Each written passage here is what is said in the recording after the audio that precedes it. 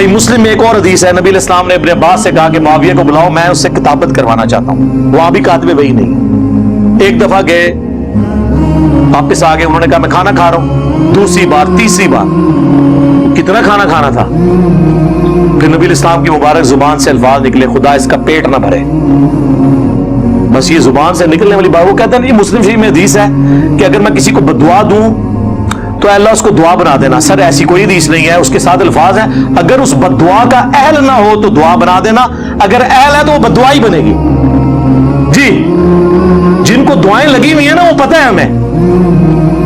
بخاری مسلم حدیث ہے, انس ابن مالک کہتے ہیں مجھے حضور نے کثرت اولاد کی دعا دی تھی, میں 100 سے زیادہ پوتے پڑ پوتے اپنے ہاتھوں سے دفنا چکا ہوں, اتنی میری اولاد ہوئی ہے. 120 سال کی عمر میں آلموسٹ فوت ہوئے ہیں وہ. اس زمانے میں تو 15-20 سال کی عمر میں شادی ہو جاتی تھی. تو جن کو اولادیں ملی ہوئی ہیں نا, وہ دعاؤں کا اثر بخاری مسلم میں موجود ہے.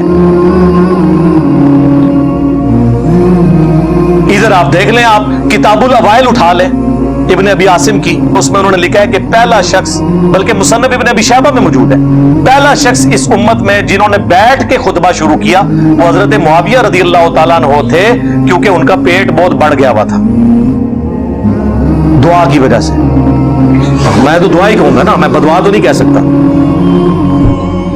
پھر دلائل النبوہ امام بیہقی کی وہ کتاب ہے جس میں 3500 حدیثیں یہ ہیں کہ نبی علیہ السلام کی پروفیسیز اور مستقبل کی خبریں صحیح ثابت ہوئی ہیں.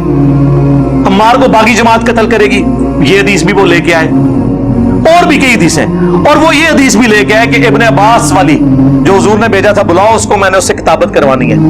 چوتھی دفعہ آپ نے فرمایا خدا اس کا پیٹ نہ بھرے, اور اس کے آگے لکھا ہے کانا یکتب الوحی, وہ وہی لکھا کرتے تھے. یہ واحد جگہ ہے دلائل النبوہ جہاں وحی کے الفاظ ہیں, باقی ہر جگہ کاتب کے ہیں, خطوط لکھنے والا. اور یہ بس اتنا ٹکڑا اٹھاتے ہیں کانا یکتب الوحی, آگے لکھا ہے وہ حدیث کا راوی کہتا ہے کہ حضور کی یہ پیش گوئی پھر پوری ہوئی اور پوری زندگی حضرت معاویہ کا پیٹ نہیں بھر سکا. یہ ساتھ لکھا ہوا ہے کانا یکتب الوحی کے. اور دوسرا میں ان سے معصومانہ سوال کرتا ہوں, دلائل النبوہ میں حضور کی پیش گوئیاں ہیں جو مستقبل میں پوری ہونے والی ہیں, اس حدیث میں کون سی پیش گوئی تھی جو پوری ہوئی ہے؟ یہ حدیث اس کتاب میں کیا کر رہی ہے کہ خدا اس کا پیٹ نہ بھرے, جب تک کہ پیٹ نہ بھرا جائے تو یہ پیش گوئی پوری ہو, اور وہ ساتھ راوی نے کہہ دیا. اب جب یہ ہم باتیں بتاتے ہیں, یہ کہتے ہیں یہ بولتا ہے, یہ میں بول رہا ہوں. امام بیہقی کو کہو رافضی, امام مسلم کو کہو, امام بخاری کو کہو. امام مسلم نے تو مسلم کے مقدمے میں لکھا ہے میں عوام الناس کے لیے حدیثیں لکھ رہا ہوں, اور یہ حدیثیں ہی مسلم میں ہیں. ہم سب و شتم کی بات کرتے ہیں تو وہ مسلم میں ہے.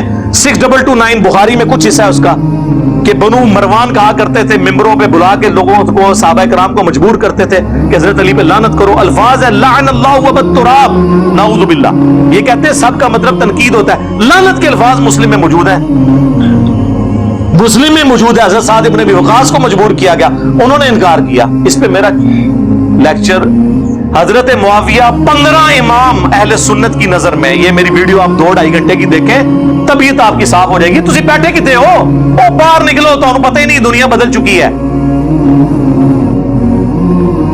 خلفائے راشدین کے خلاف بغاوت کرنے والوں کو نبی علیہ السلام نے باغی کہا ہوا ہے.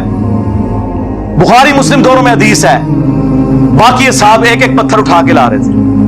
عمار ابن یاسر نے 2 پتھر اٹھائے ہوئے تھے مسجد نبوی کی تعمیر کے دوران.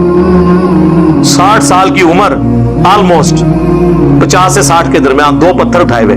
حضور نے اپنے مبارک ہاتھوں سے داڑھی اور سر سے مٹی کو صاف کر کے کہا ہوا ہے عمار تو دین کے لیے اتنی خدمت کر رہا ہے, تجھے ایک باغی جماعت قتل کرے گی, تو انہیں اللہ اور جنت کی طرف بلا رہا ہوگا, اور وہ جماعت تجھے آگ کی طرف, دوزخ کی طرف بلا رہی ہوگی. حضرت عمار نے کہا اے اللہ میں اس فتنے سے تیری پناہ میں آتا ہوں. لیکن آزمائش تو ہونی تھی. ہم پوچھتے ہیں کس رضی اللہ عنہ نے, کس رضی اللہ عنہ کے کہنے پر عمار رضی اللہ عنہ کو قتل کیا؟ بتاؤ. امیر معاویہ کانفرنس کر رہے ہو, کرو, 100 دفعہ کرو. عمار ابن یاسر کی بھی ایک کانفرنس کر, بتاؤ لوگوں. اور اس جنگ نے کلیئر کر دیا کون حق پہ ہے. مسند احمد میں 4 احادیث میں نے اپنے ریسرچ پیپر میں ڈالی ہیں, اینڈ تے میں تعارف کراواں گا خدا فری, پوری دنیا جاندا ہے, تسی بھی لے لینا, ایتھے سارے نو فری ملے گا انشاءاللہ.